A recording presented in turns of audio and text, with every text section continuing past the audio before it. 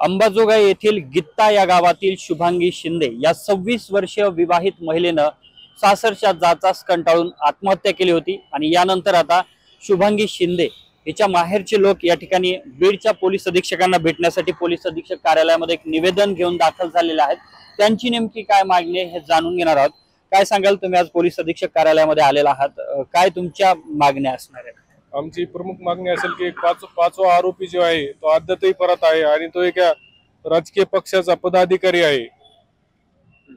आहे आणि याच्या जे जिथं मृत्यू झालेला होता दिदीचा, माझ्या चकुलीचा जिथं मृत्यू झालेला होता तिथं संशयास्पद सगळ्या गोष्टी आम्हाला निदर्शनास आलेल्या आहेत। तिच्या पूर्ण शरीरावर गळ्यावर तिथं त्यानं लसण लावलेलं आहे आणि त्यांना वारंवार मी सांगितलं होतं की सुसाईड सोडू नका, खाली सुसाईड केलं तिनं तर तिला खाली प्रेत खाली घेऊ नका। त्यानं पूर्ण तिचे ज्या रूम मध्ये सुसाईड केलं त्याच्या दुसऱ्या रूम मध्ये त्याने तिला ठेवलेलं होतं आणि जिथं आम्ही तिथं निदर्शनास बघितलं ते पूर्ण संशयास्पद आहे। तिनं आत्महत्या केलेली नसून तिची हत्या करण्यात आलेली आहे। त्या अनुषंगाने काय मागणी, हत्येचा तुम्ही आरोप करताय तर त्याच्यामध्ये काही निवेदनामध्ये मागणी केलेली आहे का? हो, आम्ही निवेदनामध्ये मागणी केली आहे की हे जे आरोपी आहेत त्यांना 302 मध्ये घ्यावा आणि यांना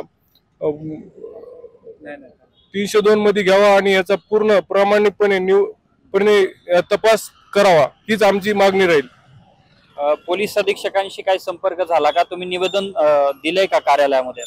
निवेदन आम्ही घेतलेलं आहे, सध्या निवेदन आहे माझ्याकडे, पण SP सरांसोबत त्यांना व्हॉट्सअप केला असताना त्याने पूर्णतः रिस्पॉन्स दिलेला आहे आणि विशेष आम्हाला सोमवारी त्याने वेळ दिलेला आहे की त्या वेळेत येऊन भेटा आणि वारंवार माझ्या संपर्कात आहेत। नक्कीच शुभांगी शिंदे हिने सासरच्या जाचास कंटाळून आत्महत्या केली होती। वारंवार सासरच्या लोकांकडून पैशाची मागणी माहेरच्या लोकांकडे केली जात होती आणि यानंतर ही आत्महत्या झाल्याच्या नंतर जो मृतदेह होता तो त्या ठिकाणची परिस्थिती संशयास्पद असल्याचं तिच्या माहेरच्या लोकांचं म्हणणं आहे। आणि आज ते पोलीस अधीक्षकांना भेटण्यासाठी आलेले होते, मात्र त्यांची पोलीस अधीक्षकांची भेट झालेली नाही।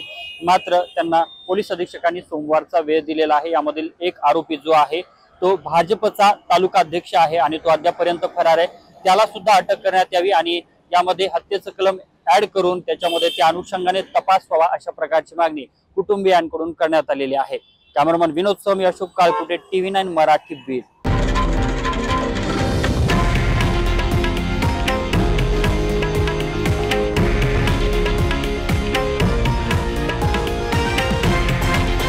हे आहे देशातील नंबर 1 न्यूज नेटवर्क आणि आपण पाहत आहात TV9 मराठी, एकमेव।